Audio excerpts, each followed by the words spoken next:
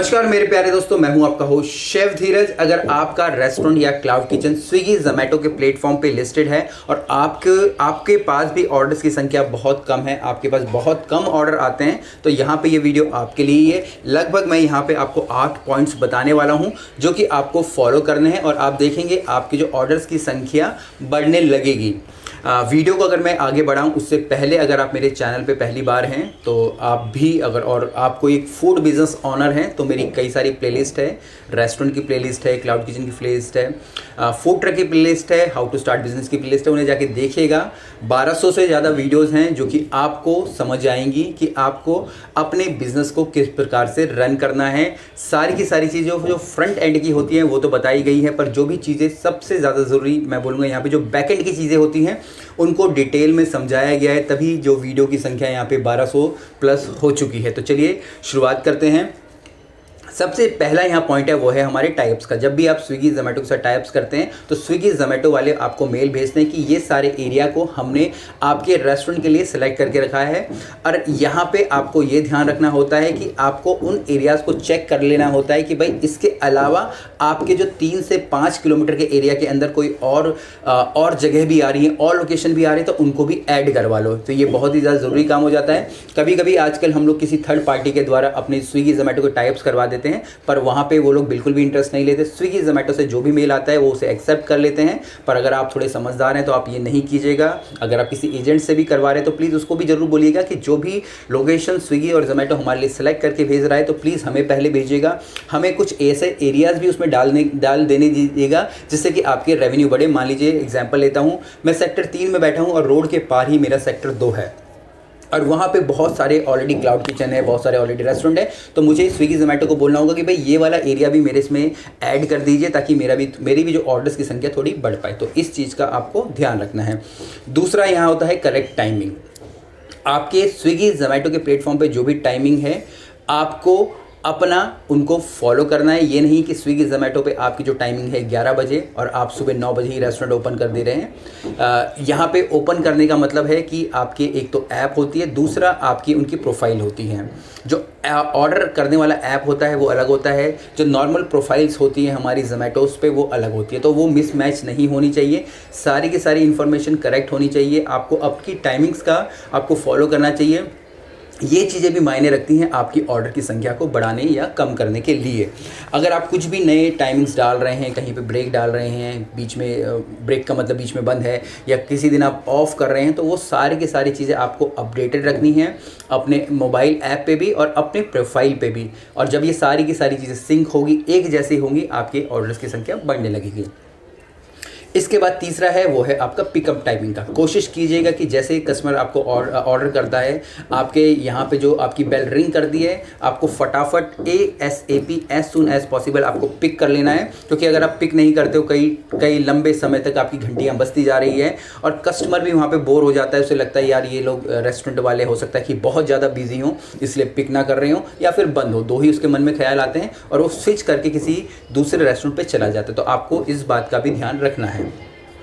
यहाँ पे मैं आपको चौथा पॉइंट बताऊँ उससे पहले मैं आपको यहाँ पे एक ब्रेक लेना चाहूँगा, एक छोटा सा ब्रेक। यहाँ पे मैं आपको बताना चाहूँगा अपने एडवांस क्लाउड किचन कोर्स के बारे में, जो कि स्पेशली बनाया गया है मेरे द्वारा, सब्जेक्ट मैटर एक्सपर्ट के द्वारा। मेरे खुद के भी क्लाउड किचन हैं, अभी फ्यूचर में और भी नई नई चीज़ें आ रही हैं, तो आप इस एडवांस क्लाउड किचन कोर्स को ले सकते हैं। इसमें जो भी हमारे बैकएंड्स के काम होते हैं, फ्रंट एंड्स के काम तो हमें बताए गए हैं, टाइप्स, डॉक्यूमेंटेशन, सब कुछ बताया गया है। जो बैकएंड्स के काम होते हैं वो भी आपको अच्छे से समझाए गए हैं ताकि आप अपने क्लाउड किचन के बिजनेस को अच्छे से रन कर पाएं। तो चलिए, जो चौथा पॉइंट है यहाँ पे हमारे प्रिपरेशन टाइम का। आपको कोशिश करनी है जितना कम से कम होगा आपका प्रिपरेशन का टाइम उतना ज़्यादा अच्छा होगा। जितना कम टाइम होगा उतने ही ज़्यादा आपकी जो रेटिंग्स बढ़ेंगी, इंटरनली भी रेटिंग्स बढ़ेंगी और स्विगी और जोमेटो आपको प्रेफर करेगा ऑर्डर देने के लिए और कस्टमर को बार बार आपकी प्रोफाइल दिखाएगा, आपके रेस्टोरेंट का जो नाम है आपको ऊपर नज़र आने लगेगा। इसके बाद जो पांचवा पॉइंट है वो है हमारे पिक्चर्स का, डिस्क्रिप्शन का। और आपको स्विगी और जोमेटो के द्वारा डैशबोर्ड दिया जाता है, आपको कोशिश करनी है आप सारी की सारी पिक्चर्स लगाएं, उनके अच्छे से डिस्क्रिप्शन लगाएं, तभी जाके कस्टमर आपके पास अट्रैक्ट हो जाएगा। मान लीजिए आपने एक बहुत बड़ा शोरूम ले लिया है पर बाहर पे कोई भी आपकी एडवर्टाइजमेंट नहीं है, आपने बाहर कुछ नहीं लगाया है, तो कस्टमर नहीं आएगा। पर वहीं एक छोटी सी दुकान है पर उसने अपनी दुकान को अच्छे से सजा के रखा है, स्पेशली डिजिटल चीज़ें तो अच्छी ही दिखनी चाहिए। अगर डिजिटल चीज़ें अच्छी नहीं दिखेंगी तो कस्टमर आपके पास नहीं आएगा। तो ये भी होता है कि अगर मान लीजिए आप स्विगी जोमेटो पे लिस्टेड हैं, आपकी पिक्चर्स अच्छी हैं, तो कस्टमर बार बार आपकी प्रोफाइल को चेक करता है, जिससे कि चांसेस बढ़ जाते हैं कि आपको ऑर्डर करे। अगर वो ऑर्डर भी नहीं करेगा पर आपकी प्रोफाइल पे जब बार बार विजिट्स होंगे तो स्विगी जोमेटो को ये लगेगा कि आपकी प्रोफाइल अच्छी है, आपका रेस्टोरेंट अच्छा है, और वो लोगों को दिखाने लगेगा। इसके बाद जो नेक्स्ट है वो है हमारी नेचुरल थिंग्स। नेचुरल थिंग्स का मतलब है जैसे कि मान लीजिए बारिश हो रही है, राइडर्स की अनअवेलेबिलिटी है, तो ये सारी की सारी इन सारी चीज़ों में भी जो आपका रेस्टोरेंट है वो स्विगी और जोमेटो के प्लेटफॉर्म पे दिखता नहीं है, क्योंकि अगर बारिश होगी तो राइडर्स नहीं होंगे, राइडर्स नहीं होंगे तो कौन आपकी डिलीवरी करेगा।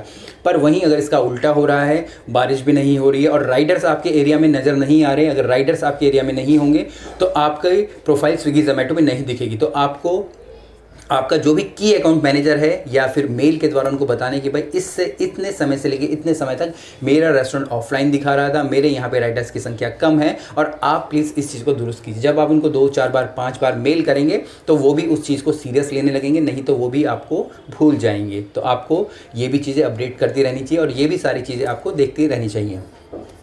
इसके बाद जो 7वां पॉइंट है वो है ऑफर्स का, डिस्काउंट का और पेड एडवर्टाइजमेंट का। आपको ऑफर्स हमेशा देने हैं, आपको डिस्काउंट्स हमेशा देने हैं और कोशिश करनी है कि आप पेड एडवर्टाइजमेंट भी करें। अगर आप स्विगी जोमेटो के प्लेटफॉर्म पे ऑर्डर्स चाहते हैं, ऑर्डर्स की संख्या ज़्यादा चाहते हैं, तो आपको पेड एडवर्टाइजमेंट करनी ही होगी, क्योंकि स्विगी जोमेटो के पास कोई दूसरा रेवेन्यू सोर्स नहीं है। जिस प्रकार से आपको वो बिज़नेस ला के दे रहा है, आपको अपने प्लेटफॉर्म पे एक जगह दे रहा है, उसी प्रकार से आपको भी उनको कुछ देना पड़ेगा। कह सकते हैं कि पेड एडवर्टाइजमेंट्स करवानी पड़ेगी, तभी जाके जो आपके ऑर्डर्स की संख्या बढ़ेगी।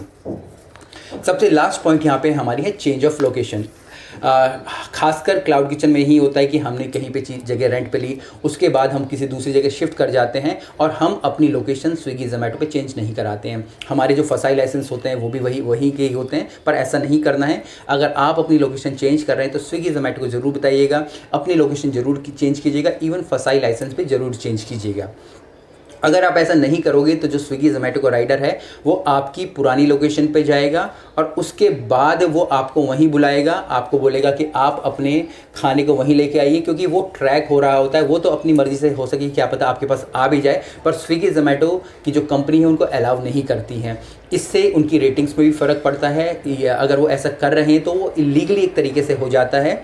यहीं पे आपको अगर अपनी लोकेशन चेंज करवाते हैं, फसाई लाइसेंस चेंज करवा लेते हैं, एड्रेस चेंज करवा लेते हैं, तो जो नई लोकेशन है वहाँ पे आपका राइडर आएगा और वहीं से पिक करके ले जाएगा। तो इन बातों का आपको ध्यान रखना है। लगभग 8 बातें मैंने आपको यहाँ बता दी हैं जो कि आपके ऑर्डर्स की संख्या को बढ़ाएंगे। उम्मीद करता हूँ आपको ये वीडियो अच्छी लगी होगी। बाकी जो एडवांस कोर्स के लिए नीचे लिंक दिया होगा, डायरेक्ट आप उसको क्लिक कर सकते हैं और वहाँ पे उसके बारे में जानकारी ले सकते हैं। कुछ भी क्वेश्चन हो कमेंट्स होगा, कुछ भी क्वेश्चन हो कमेंट्स जरूर लिखिएगा। फिर मिलेंगे एक नई वीडियो में, तब तक के लिए जय हिंद।